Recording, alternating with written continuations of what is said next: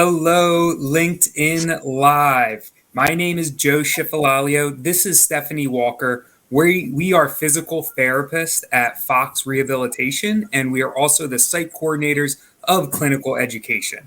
Very excited for you to join us today so we can give you some tips to prepare for the boards exam coming up very soon. Before we get into the tips for everybody out there studying for the boards exam, want to give you a quick introduction to us. So, Stephanie, take it away. Yeah, so I started with Fox Rehab as a new grad in our mentorship program back in 2019.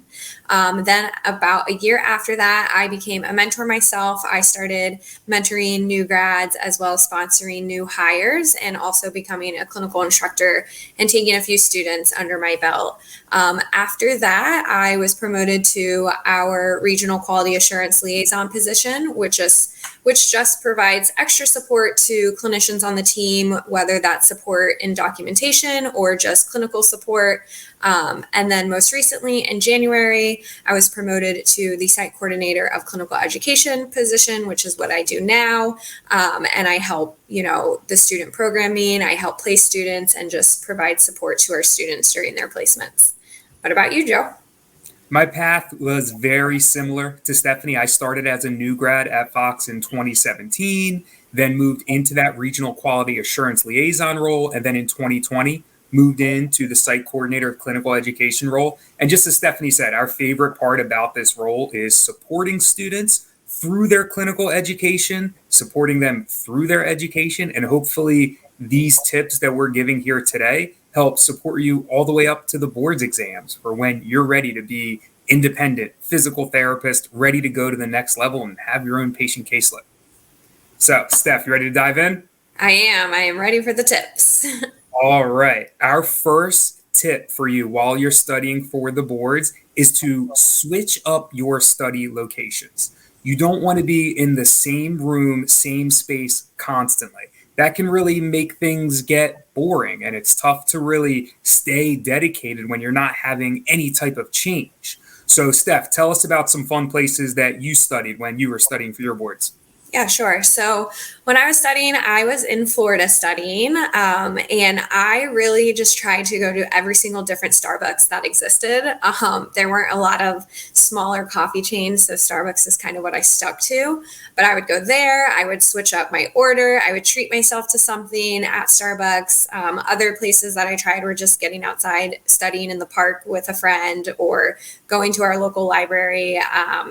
Actually, I went to one by my mom. It was very quiet there. It was almost too quiet, so I didn't study there a lot. But I did really try to switch it up. Like every week, I would change up my study location. What about you? Yeah, so I used a similar model, and I remember my first time going to study at the library. I always studied at home all through PT school. And then finally, I was like, all right, let me check out the public library that's 10 minutes away. And it was just a nice added motivator. Then I started going to bookshops, coffee shops, this and that. It was just something to help get myself excited and more motivated to study because we all know it could be long days, a lot of hours. So just to switch something up like that could be really valuable just to help get you through those tough weeks of studying. Yep. The next tip that we have for you is to not compare yourself to your classmates. Obviously, you're all going through similar things right now, studying up, getting ready for the boards. A lot of people study differently. Some students may be really strong on some subjects. Some may know just what you need to know on other subjects. So make sure you don't get too fixated on your one classmate that just knows every single little thing about traumatic brain injuries, or your other classmate who knows every little thing about pediatric diagnoses. Make sure to study and know and have a good spread of all the important things that you need to learn. Steph, anything to add on that side of it? Yeah, I would also add don't compare like how long they're studying as well. Some of my friends could study all day like it was a full-time job and study for 8 hours a day. For me, that was a different case. Like I could not study all day, so I actually picked up a part-time waitressing job to kind of force myself to have that dedicated time to study. So I would study for maybe 4 to 5 hours in the morning, and then I would go do my waitressing job at night, and that forced me to actually use that that 4 hours. Because sometimes if you sit around for 8 hours, you might be sitting there for 8 hours, but you might be studying for 4. So if you don't compare yourself to others and just make your schedule the way that works for you, then you'll actually get use out of the time that you put into studying. It's a great point. I was definitely guilty of that, where I would sit in front of my computer or book for 4 or 5 hours, but it was actually maybe like an hour of useful study time. Right. That's a great point. The next one, Stephanie and I are going to strongly disagree on this one. When it comes to practice exams, Stephanie, what's your point of view on it? I was not the person who took every single practice exam I could get my hands on, because I knew who I was as a person, and I would burn out immediately if I took practice exam over and over once a week. What I really focused on was I think I followed the therapy ed book. So I took all 3 of their practice exams, and I took the 2 PET exams. So altogether, I only took 5 practice exams, because I knew if I did any more, by the time I got to the actual exam, I would be over it. I wouldn't have the attention span to sit there for the length of time that you needed to for an exam. So for me, I only took 5, but I know, Joe, you might have a different opinion on that. Yeah, I want to say I took 7 or 8 practice exams, and I retook some of them also. For me, it was really that competitive side that I've always had, just growing up playing sports or doing whatever else. I needed to see where I stood. I needed to get scored at the end of every study session for me. That was something that really kept me motivated. And also, I feel like I was sort of on the other end, Steph, where I needed to build up my test taking endurance to be able to sit in front of a computer that long for the boards. So I took as many practice exams as I possibly could. Yeah, I think this ties it back to, don't compare yourself to your classmates, because if Joe was my classmate, I would be like, oh my gosh, I need to be taking more exams. But, taking the amount that I did worked out for me. So. And I would have been worried sick that you weren't taking enough practice. Yeah. It's a good thing we didn't talk. The next tip, sprinkle in some fun hobbies. Make time for yourself to do things you enjoy. Because just like Stephanie said, if you're spending hours studying, you could be just beating yourself up sometimes. Make sure to find things that you enjoy, make times for those things so that your study time can be that much more valuable. Steph, do you remember any hobbies that you really leaned on to get you through those study times? Yeah, I definitely made sure that I was still exercising. That's one of my biggest hobbies, whether that's running, yoga, going to the gym. I also, before I took my boards, I graduated in April. I took a 2-week trip to Europe where I just did not touch any school, didn't think about the boards, and I just took that time to enjoy my time in between school and taking the boards. And I think that sort of decompression time allowed me to then really focus the end of May and June and July on studying for the boards, while also, serving, which I guess isn't a fun hobby, but it forced me to do something other than study. And then, doing the fun hobbies like exercising or going out with friends and stuff. Yeah, and I was similar to where going to the gym, doing something physical was big. And then also our poor family dog, who was probably 12, 13 years old at the time, I was taking him for 4 or 5 walks a day at that point, just because it was a great way for me to get outside and just be more carefree. So think about those things you enjoy and make time for them. You're going to thank yourself for that. Our 5th and final tip is about not cramming until the last minute. Obviously, we want to make the most of our time, but we shouldn't be in the parking lot right before we walk into the exam, cramming every little thing in. At some point, you get to where you've studied, you've put the time in. Now it's time to take a deep breath, relax, and let that knowledge come to you so that you can get it out onto the computer during the exam. Stephanie, anything to share there? No, yeah, I would agree. Just, I think a week before the exam was my cutoff time for studying. I know some of my classmates were looking at things in the parking lot before the exam. But for me, I was like, I can't do that. My last day of studying, is the Friday before, whatever a week was before I took the exam. I'm pretty sure I booked a massage before I took the exam. I just made sure that I was not having that last minute panic that I feel like can then lead into the exam and make you question, your thoughts and your knowledge. I love that. Such a good point. And so many PT programs talk about the ill effects of stress, anxiety. And then we talk about all the interventions to address that: deep breathing, guided imagery, physical activity, whatever. Practice those things leading up to the exam so you can make the most of it. Agreed. All right. So those are our 5 tips. I believe we may have some questions in the chat that Stephanie and I are excited to walk through. And Stephanie, our first question is, what PT program did you graduate from? So I graduated from the University of North Florida, which is just a little university in Jacksonville, Florida. What about you, Joe? So I graduated from Stockton University in Southern New Jersey. We were in the same boat. We were 24 students in our graduating class. Yeah. So it was fun. It felt like we were back in 3rd grade again and kind of going from each class together and like really spending a lot of time together. Your class was kind of small too, right? Yeah, we had 30 students when we started, and it was very small, and we all were probably sick of each other after 3 years, but still we like did everything together. We'd study together. We were on campus all day together. So yeah, very small kind of niche program. That's so meaningful. Mm-hmm. All right. Good question here. What advice do you have for students that did not pass the first time and are taking it again? My first advice is to kind of, I guess, forgive yourself for not passing, because I think a lot of students could be really hard on themselves at just thinking like, oh, like I wasn't good enough. And that's not the case. A lot of things can happen day of exam. And I would just take a little bit of time to decompress after not passing before you jump right back into studying. Sort of give yourself time to kind of cope with the fact that you did not pass the first time, regroup, figure out your study strategy, and kind of go from there. What about you, Joe? Yeah, well said. I mean, that goes into think about things you can control. After you already took the exam, obviously we can't control that anymore. So let's think about prepping for the next time we're taking the exam. One fortunate thing that the Physical Therapy Board does provide for students that need to retake the test, you can actually get a performance feedback report on how you did on that exam that you did not pass.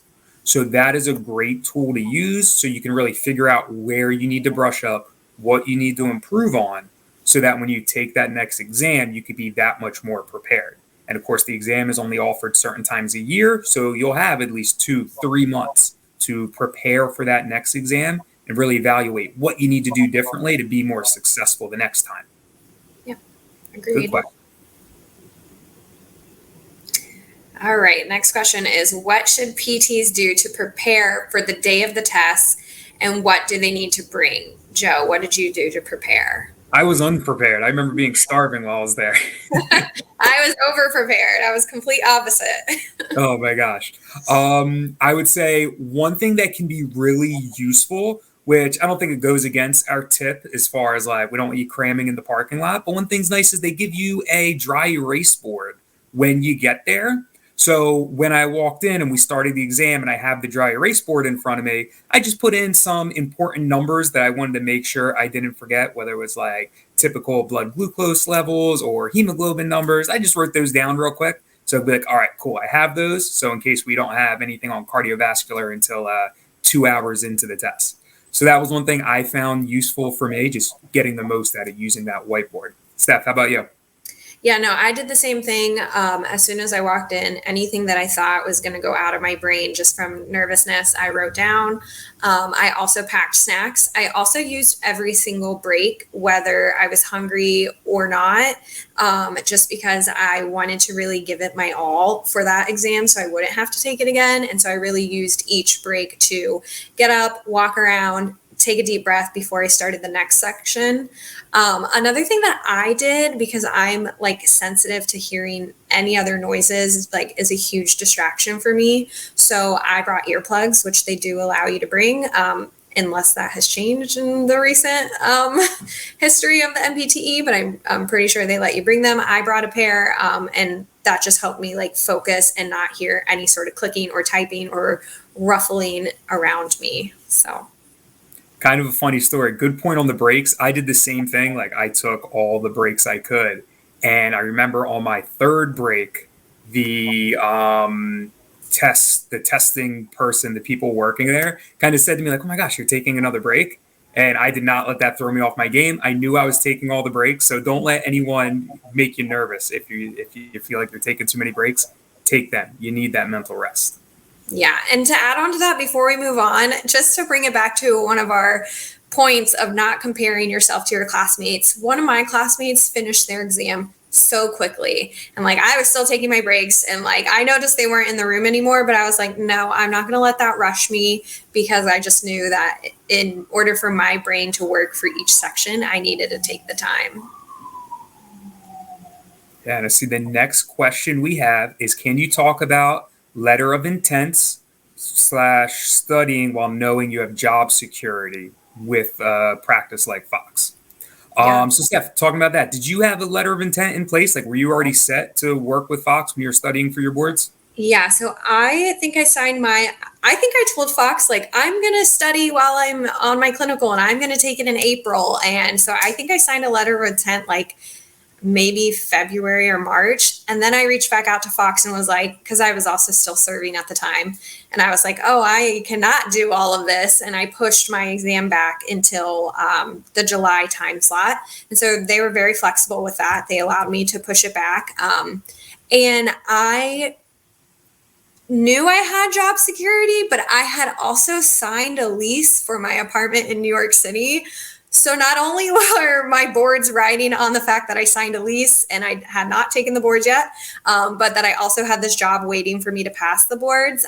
It was comforting in a sense, knowing that I did not have to continue looking for a job on the side while I was studying, but it also motivated me to really want to kind of figure out my study plan early on to make sure I passed, so that way I didn't have to continue pushing anything back. And so that way I could pay my rent. So I don't recommend doing the lease portion of it, but I do recommend looking for a job prior to the exam, because it does help you not have to search while you're also studying. Yeah, and again, I was in that same boat where I had my job at Fox set before I took the exam. So it was really nice to not have that big thing on my plate. I was able to truly focus on the exam because I had that all settled a couple months before I was full into studying. Yep. And then another question about the exam, and if we're not passing, you want to make sure to go in with a good mindset. Things are going to go well. You put in the time, you put in the energy, you're fully prepared. But unfortunately, there are times when things don't go your way and you don't pass that exam. And again, just really want to reapply yourself and re-examine your study habits, get that performance feedback report so you can really figure out what you need to improve on so that you can succeed the next time you take it. Yeah, and I think there's other tools too. Like there are different studying. If reading the therapy ed book does not help you, I know that for me, I also use Final Frontier, which was a lot of interactive videos where I just watched, a professor talking about different topics. And for me, that was easier than reading a book. So that's another thing to look at is like, are there tutoring? Is there, a different course you can take? Should you use therapy ed instead of score builders this time, or vice versa? And just try to figure out if there are different options that you can take. Well said. Well said. Time to celebrate. What did you do after you passed the exam? I was working, actually. I remember scheduling a double shift because I did not want to be sitting around, refreshing my page all day. So I clearly remember my friend was sitting at the booth. They refreshed the page for me, found out I passed. The whole restaurant was cheering. And then after work, I just went out with a couple of my coworkers and celebrated. And I think I also just took the next couple of days to be like, wow, I can't believe I did that, and really like let it soak in. And then, the next step was sort of moving to New York City, and that was my next focus. What about you, Joe? PT school is such a long road. It is such a good feeling when you can finally put that exclamation point on it and be like, oh my gosh, I'm finally going to start getting paid to work with patients. Like, this is so exciting. I'm going to have my own caseload and be able to grow as a new grad PT. It's huge. For me, I bought a car. I had my down payment saved, but I wanted to wait, obviously, until I knew that I was going to have a job and be able to start as a physical therapist. I recommend that route. Yeah. My old car, like, thank God, made it through PT school just barely. But as soon as I found out, like, okay, I'm going to be starting work in the next month, let me drop some money on a down payment and get a little upgrade. It wasn't a new car. It was new to me, but it wasn't a new car. Yeah. All right. Everybody out there on LinkedIn Live, thank you so much for joining. I hope you got some valuable tips as you study up for the boards exam. Stephanie, any parting words? Yeah, I mean, I think you're all going to do great. I think if you go in with a positive mindset, that's the best you can do. And just know that, whatever you've done up to the point of the exam was the best that you could do at that time. And that's all that matters. So, best of luck to you. Never hesitate to reach out to Stephanie or me. You have us on LinkedIn from this. Feel free to drop a message. Always happy to give some motivation, share some more tips, or anything else that's on your mind. So don't hesitate to reach out. And thank you again for joining. Yeah. Have a good day, everyone. Happy studying.